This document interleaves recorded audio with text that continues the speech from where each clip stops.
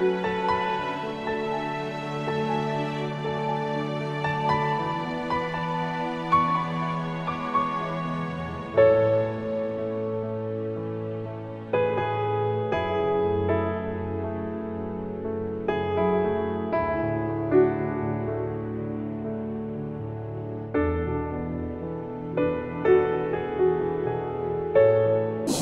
et messieurs, bienvenue à ce numéro de La Découverte.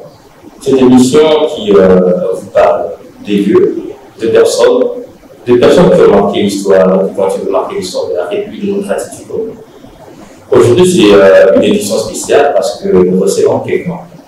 Il est un écrivain, non seulement un écrivain, il est un jeune écrivain qui nous plonge dans la profondeur de la science et de la philosophie.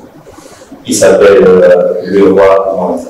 Bonjour, monsieur le roi. Bonjour, merci. Nous voyons que vous vous portez bien. Et par rapport à ceux qui ne vous connaissent pas, tous nos auditeurs et tous les téléspectateurs qui nous suivent, qu'est-ce que vous pouvez leur dire? Qui est monsieur le roi Manza? Merci beaucoup. Je vous remercie d'abord pour cette opportunité que vous m'accordez. Qui est le roi Manza? Une question très intéressante. Et un peu difficile aussi parce que je ne saurais pas me dévoiler dans toutes mes facettes. Mais le peu que je suis étudiant en master à l'Université catholique du Congo et en même temps étudiant à la faculté de philosophie au département d'agrégation, toujours à l'Université catholique du Congo. Je suis auteur, écrivain. Et aussi, je suis directeur, fondateur d'un magazine qui sera lancé dans les prochains jours. Voilà. Vous êtes auteur, vous avez écrit sûrement tant de livres, il y a des livres qui sont en train d'être rédigés. Et quelles difficultés que vous rencontrez en tant qu'écrivain dans votre domaine?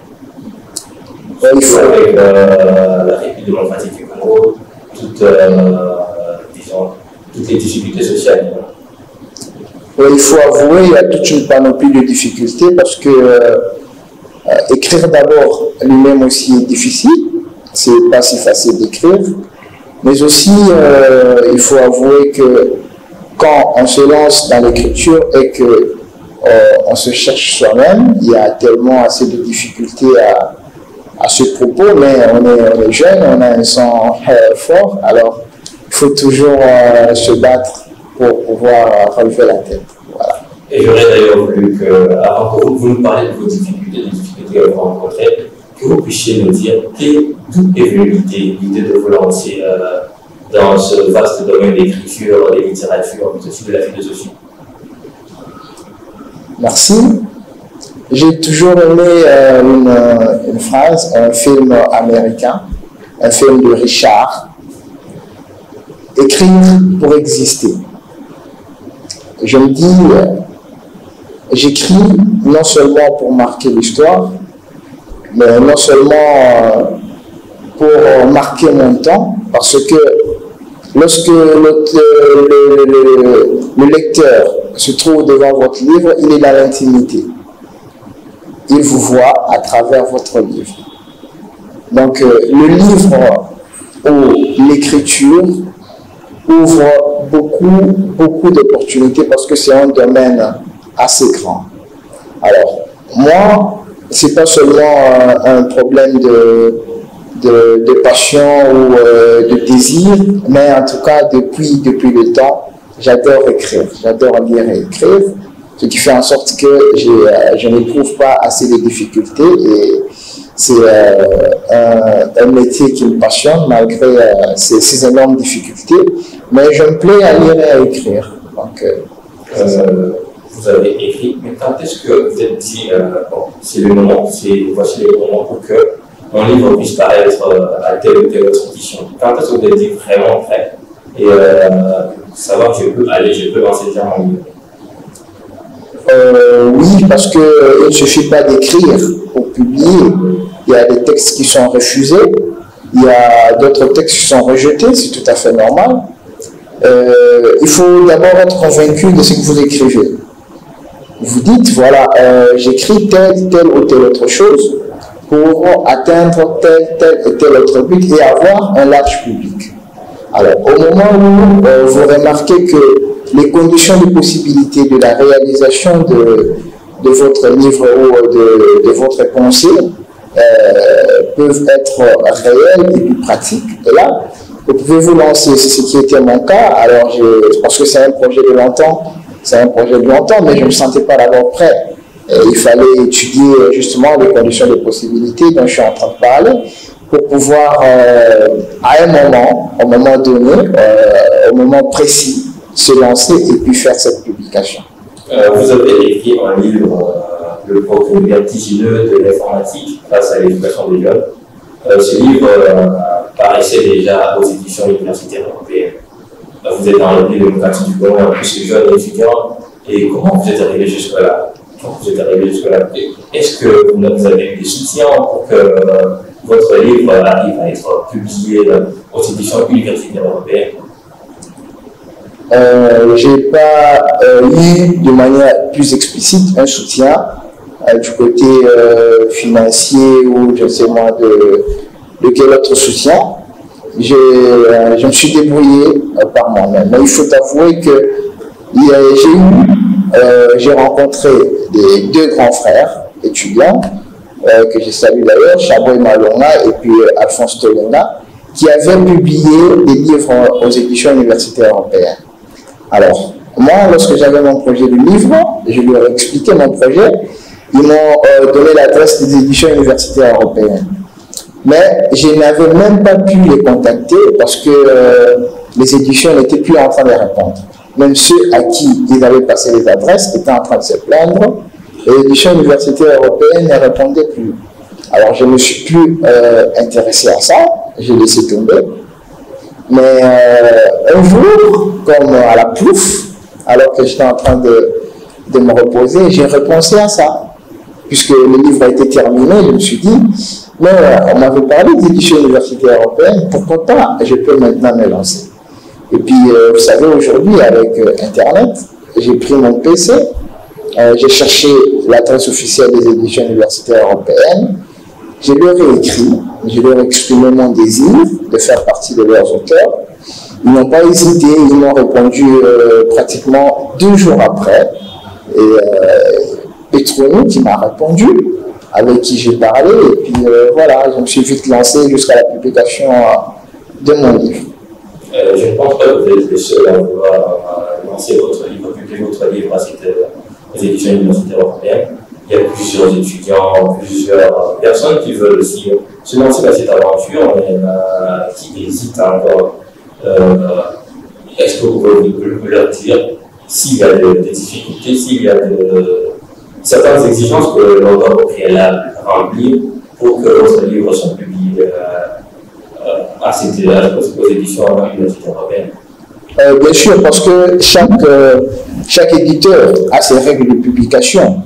Il y a toujours des règles de publication, des exigences qui sont liées à telle ou à telle autre maison d'édition. Et pour ce qui concerne les éditions universitaires européennes, il faut respecter les caractères, il faut respecter les interlignes, et ainsi de suite. Ça, ce sont les règles qu'eux vont devoir vous communiquer. Donc, ce n'est pas du tout trop encombrant ou trop exigeant, mais il y a quand même des règles à respecter. Mais ce qui est le plus important, c'est que votre texte doit d'abord être accepté. Quand le comité de lecture accepte votre texte, là, vous avez accès à la publication. Mais quand votre texte n'est pas accepté, quand il n'est pas bien écrit, là, c'est un peu difficile, vous ne pouvez pas le publier. Puisque nous parlons de ce livre, il est intitulé « Progrès vertigineux de l'informatique face à l'éducation des jeunes ». C'est quoi déjà le contenu? De quoi vous parlez dedans? Souvent, on accuse les philosophes d'utiliser des gros mots, de l'avoir pas les 2 pieds sur terre, d'être en extase, tout ce qu'on peut dire. Et en entendant parler du progrès vertigineux, on peut se dire, ben, ce gars, qu'est-ce qu'il veut raconter? Alors, je parle du progrès vertigineux, j'entends vertigineux dans le sens de ce qui donne des vertiges. Et je considère que le progrès scientifique actuellement est un progrès, évidemment, qui donne des vertiges. et des vertiges que je situe nécessairement à deux niveaux. Un niveau à la fois positif et négatif. Donc quand je parle du progrès vertigineux de l'informatique face à l'éducation des jeunes, j'entends parler du double visage de manière particulière de l'Internet face à l'éducation des jeunes. Un visage à la fois positif et négatif. Vous avez aussi évoqué que dans votre ouvrage, on peut d'abord s'atteler là, vous avez évoqué qu'il y a plus de méfaits de l'Internet que l'apport positif de l'Internet. Et je crois qu'en évoquant cela, vous avez proposé certaines pistes de solutions qui vont amener à aider les jeunes à bien gérer l'Internet, à bien s'approprier. Bien évidemment.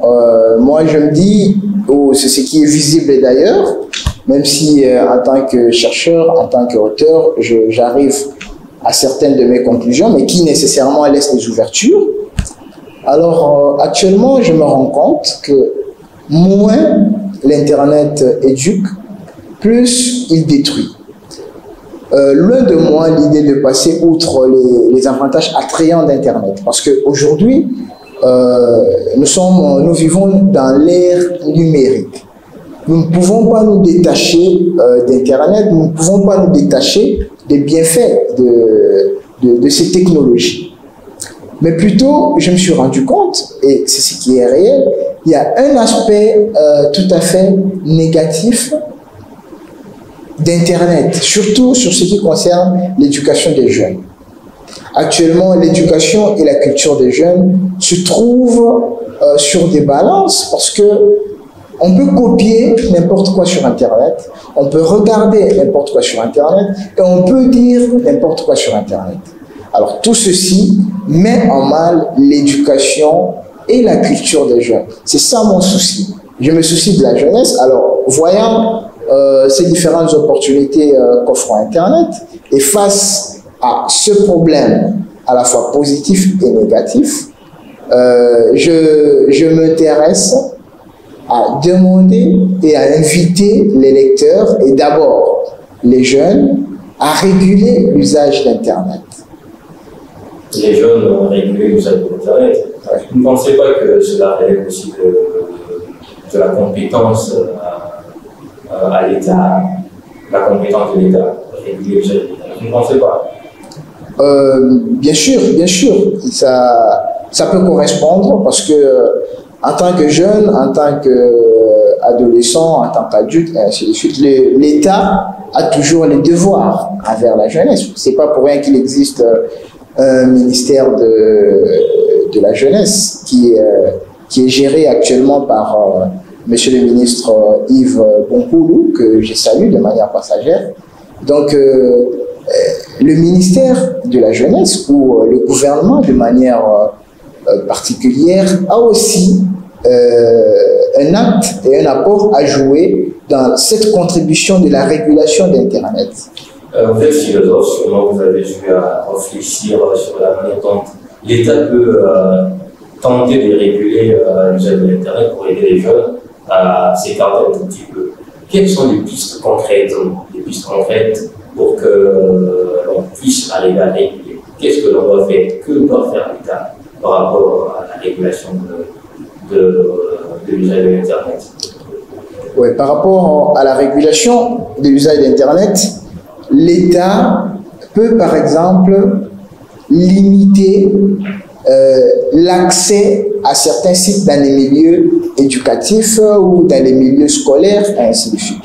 Parce que chez nous ici, il est tout à fait difficile, bien évidemment, de réussir ce coup parce que chacun se connecte à partir de chez lui avec son téléphone au travers de la carte SIM. Mais ailleurs où on a la possibilité de se connecter, d'user d'un réseau Wi-Fi, et ainsi de suite, on peut établir des règles.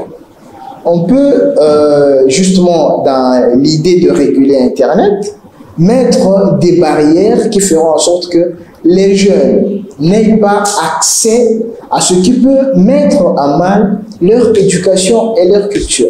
Donc, on peut limiter les accès à certains sites, les accès à certains médias pour que la culture et l'éducation des jeunes puissent être garanties et puissent être tournées vers ce qui peut faire avancer la jeunesse et non sur ce qui peut les faire reculer. Dans ce même ouvrage, vous avez eu à passer à revue l'usage aussi de sites de paris sportifs en ligne que je crois que vous condamnez énormément. Et vous pensez vraiment que les sites paris sportifs en ligne, le fait que les jeunes puissent être obsédés avec cet apport aussi de l'Internet, vous pensez qu'il y a quelque chose aussi de mal et que ça ne va pas avec cette obsession de paris sportifs en ligne? Oui, vous limitez à appeler ça simplement obsession. Moi, j'appelle ça une obsession spongieuse. Parce que c'est une obsession qui réellement est en train de faire mal à la jeunesse. Je ne veux pas me demander de lancer une alerte pour l'interdiction de jeux liés au hasard, les jeux de hasard, comme on appelle ça, le pari-foot, ainsi de suite. Mais il faut que les jeunes prennent conscience. Il faut qu'ils soient responsables. Mais on se livre à ça, on croit à la chance, ainsi de suite. Voilà pourquoi dans beaucoup de points, la jeunesse congolaise reste un peu en arrière.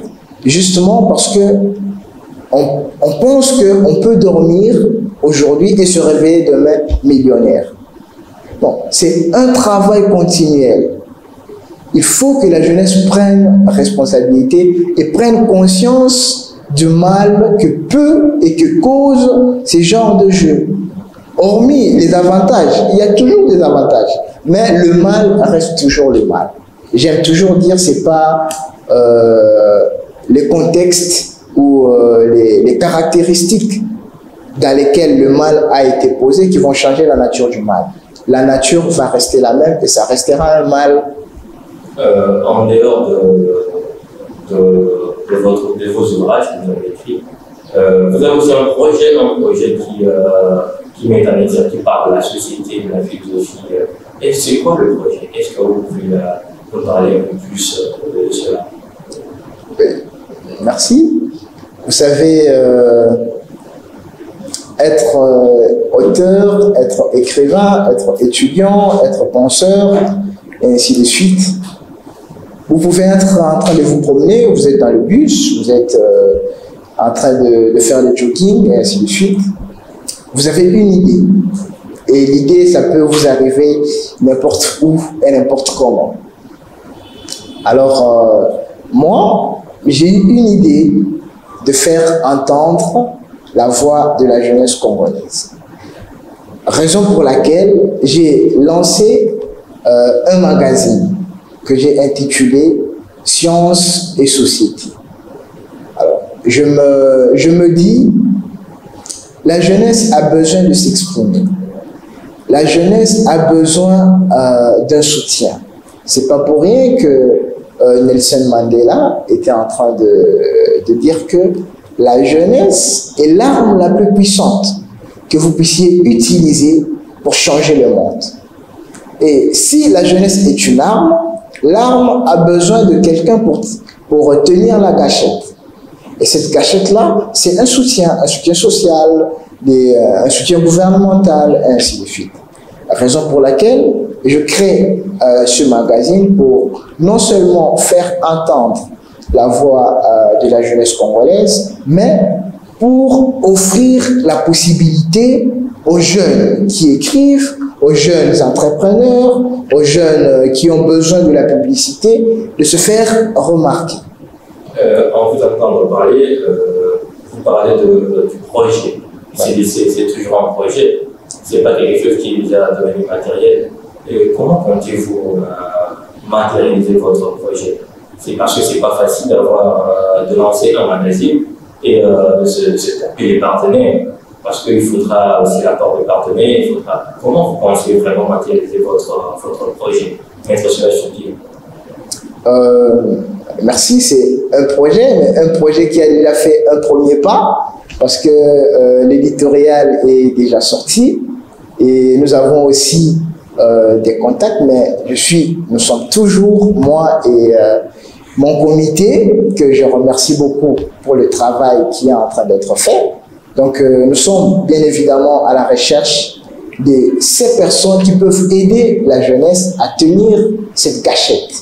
Parce que je parle de la jeunesse communale et toutes ces personnes de bonne volonté, des autorités compétentes qui peuvent nous tenir compagnie, et ainsi de suite. Et j'en arrive déjà à saluer la participation très active du professeur Osongo Lukadi, qui s'est prononcé comme quelqu'un qui a accepté de nous accompagner. Voilà, ce genre d'exemple.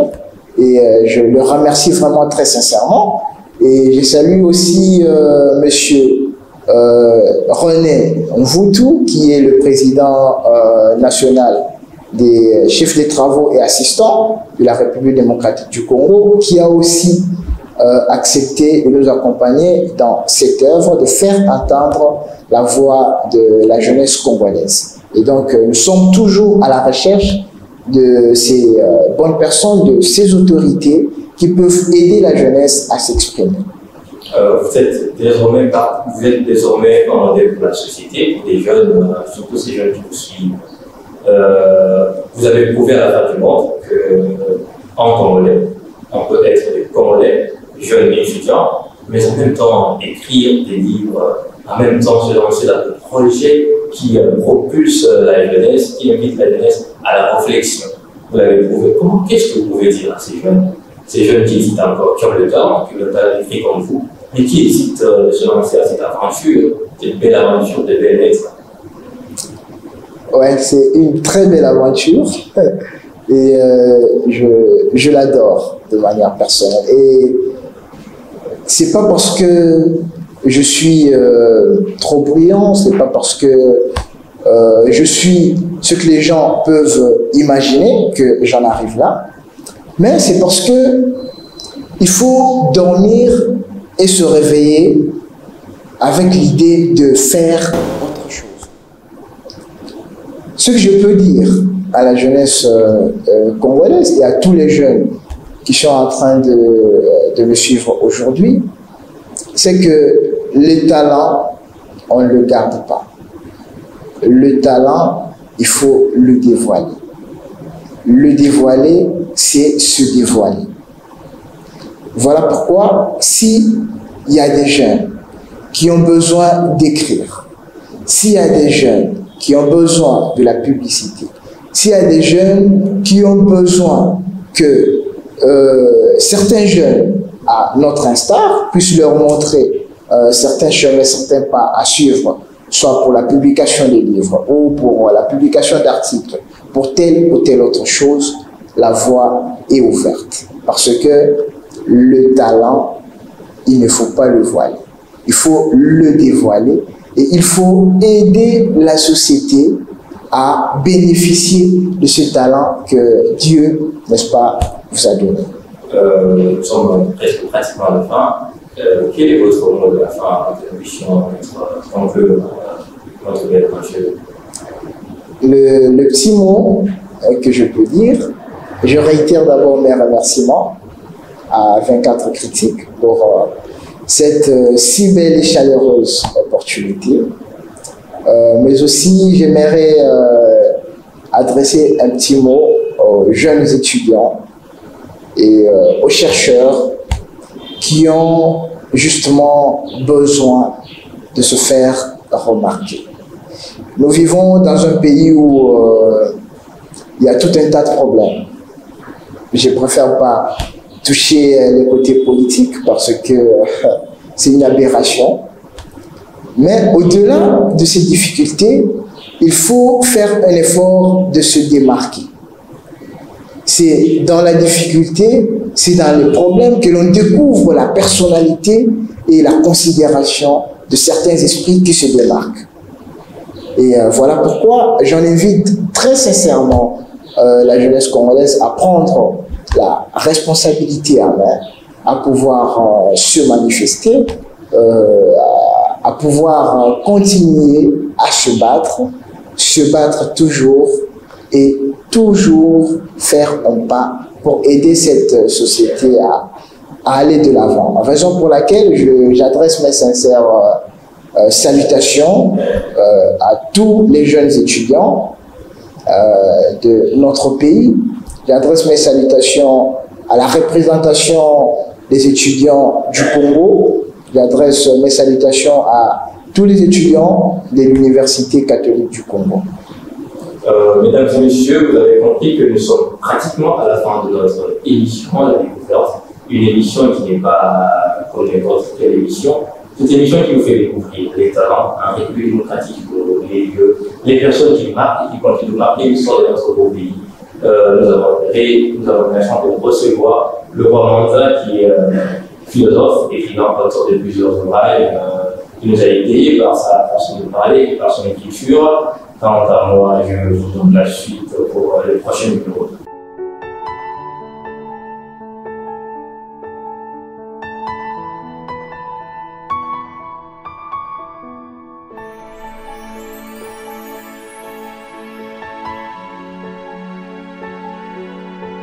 Thank you.